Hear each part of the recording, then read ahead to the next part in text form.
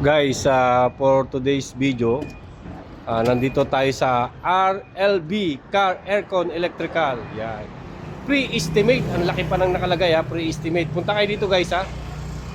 Pre-estimate yan. Dito lang yan sa E-Road 276.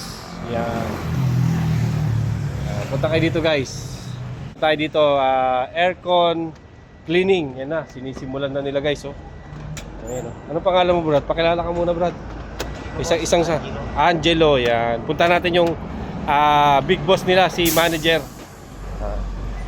Siya ang magbibigay ng number, magpapakilala. Yan. Ito yung shop nila.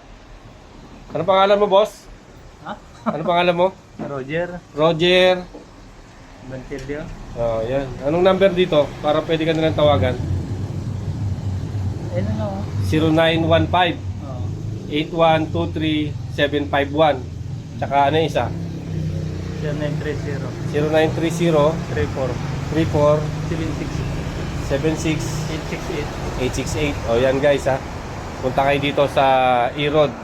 Pre-estimate sila lahat ng magiging nararamdaman yung problema sa car aircon electrical. Yan. Ito yung shop nila oh. Marami sila ditong spare parts. Yan, may mga brand new at saka surplus Japan. Yan guys, kuha na natin yung gagawin nilang babaklasin para malinis ang ating aircon.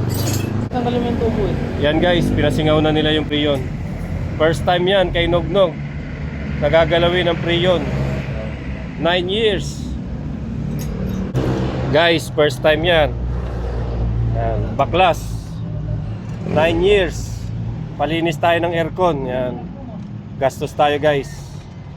Yan yung mga matitindi nilang manggagawa. Pasingit tayo ng isang interview dito sa isang kaibigan natin. Anong pangalan mo Brad? Jojo. Yan si Jojo, isang matinding technician dito sa RLB yan, ha?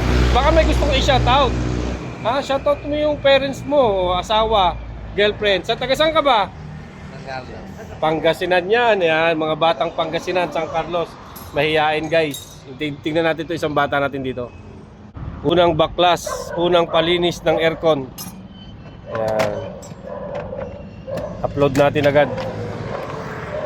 Yan. Nag-low na yung pressure ng aking aircon. Nakakaya naman sa mga pasahero natin. Kaya nagkaroon tayo ng first cleaning for 9 years. Yan. Mamaya makikita natin kung may gustong mag-shoutout sa mga bata ng RLB. Yan. Yan guys ha, punta kayo dito ha. Pre-estimate tayo. Pwede nyo siyang tawagan sa number na yan para hindi na kayo maghirap. Yan.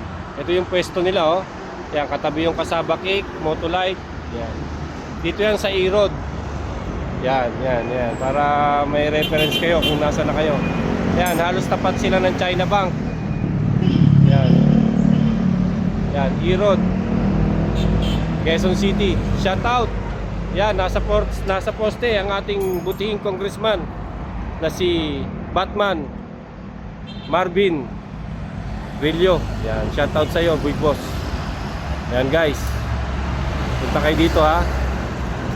Yan.